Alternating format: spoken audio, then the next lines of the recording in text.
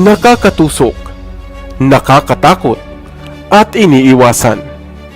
Pamilyar ba kayo sa bagay na ito o sa nilalang na ito na madalas makita sa karagatan? Ito ang sea urchin o tarom kung tawagin. Masarap at masustansya. Subalit batid mo ba na ito pala ay saring bertud o talisman at nagtataglay ng mga bisa at kapangyarihan? Hello, what's up? Your best here. Kaya naman sa videong ito ay ating alamin kung papaanong ginagawang pampaswerte at bertud na pamproteksyon ang isang ito. Dahil ang alam nga lang natin, ito ay marami sa dalampasigan at wala nang iba pang pakinabang. Nakakatakot, iniiwasan, at minsan naman ay isang masarap na ulam. Ito ang ilang paglalarawan sa nilalang sa tubig na kung tawagin natin ay tarom o sea urchin. Ang mga tarom o sea urchin ay kabilang sa hanay ng mga echinoderms at kapamilya ng mga sea stars, sea cucumber at sand dollars. Ito ay hugis pabilog at nagtataglay rin ng mga shell na kung tawagin ay test. Ang katawan nito ay nababalot ka ng maraming spike o tinik na siyang dahilan, kaya ito iniilagan at iniiwasan. Sapagkat mayroong mga ilang uri nito na mayroong lason sa kanilang mga tinik na maaaring magdulot ng labis na kirot kung kayo ay matusok. Mayroon ngang mahigit sa 950 klase ng mga sea urchin o tarom.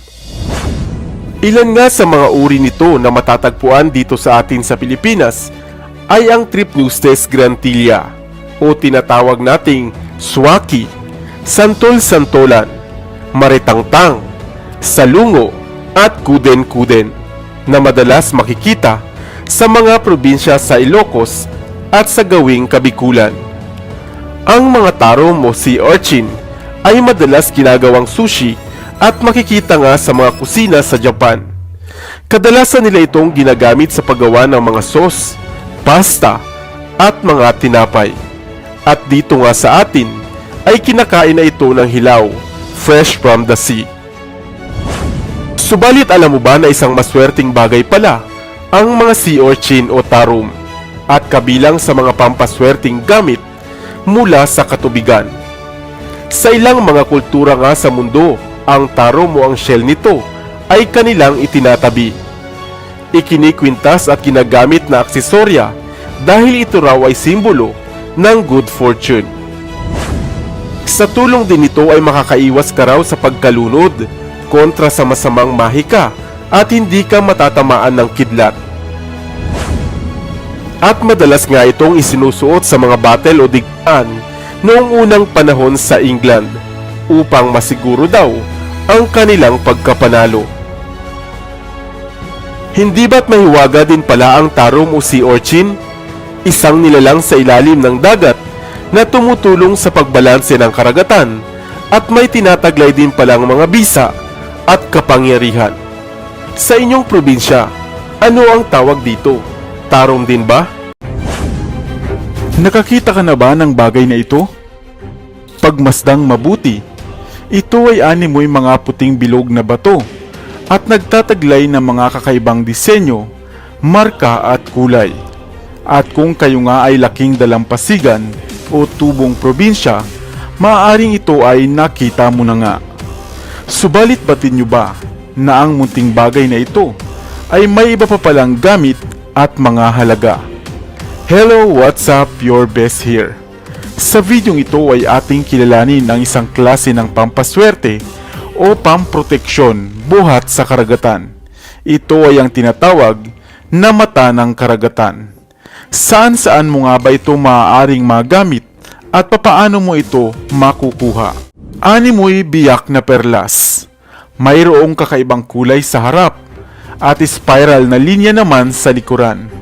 Ano nga ba ang bagay na ito? Ito ang mata ng dagat o mas kilala rin bilang Shiva Eye o Pacific Cat's Eye sapagkat pawang sa karagatan lamang ito natatagpuan. Ang bagay na ito ay nagsisilbing ang takip, trapdoor o operculum ng mga suso o snail na kung tawagin ay turban snail. Ang bagay na ito ay gawa sa calcium carbonate at mayroong mapuputing kulay at spiral mark sa likuran. Habang mayroong kakaibang mga marka naman at kulay na animo nga ay cat's eye sa harapan. Subalit ano nga ba ang espesyal sa bagay na ito? Gaya ng ngalan nito na Shiva's Eye, ang batong ito ay siyang ngalan ng Diyos ng mga Hindu na si Lord Shiva.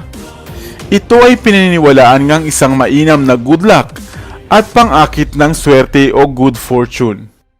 Ayon din sa ilang folkloric na impormasyon, ito raw ay isang mermaid's money. Kaya naman napakainam nitong gamitin sa pangingisda at sa paglalakbay sa katubigan, para nga sa masaganang huli at maayos na paglalakbay.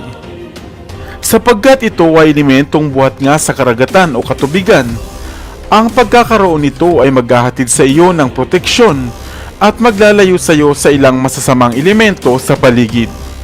Ito rin ay maaaring maghatid ng maaliwalas, kalmado at serene vibe at magdadala sa iyo ng peace of mind o kaya naman ay relaxation.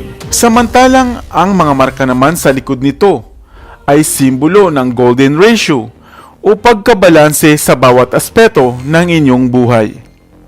Marapat na ito ay linisin muna, basagan ng basbas at lapatan ng dasal bago gamitin upang ito ay mas maging epektibo. Na maaari ngang ilagay sa wallet o sa inyong bag at dalhin saan ka man magpunta bilang proteksyon nga sa paglalakbay. Ikaw, nakakita ka na ba ng batong ito sa inyong kinakain na mga seashells? Subalit lagi pa ring tatandaan na ang mga pampaswerteng bagay katulad nito ay gawin lamang nating gabay dahil kailangan pa rin nating magsipag at magsikap at sabayan ng dasal upang makamit natin ang minimithing maginhawang pamumuhay. Sana ay may bago kang natutunan sa videong ito. Dito na sa Best TV, tayo ay matuto, utak mapuno ng bagong kaalaman. Dito na sa Best TV, tayo ay lumibot, lihim na mundo ay ating matuklasan. Dito yan sa Best TV, dito yan sa Best TV, dito yan sa Best TV. Sapagkat lamang ang laki may alam, dito yan sa Best Tara TV. bes, sabay-sabay tayo na matuto, pagkat dito sa mundo lamang ang siyang marunong. Ating utak salina ng panibagong dunong, mga bagay na sa buhay ay makakatulong.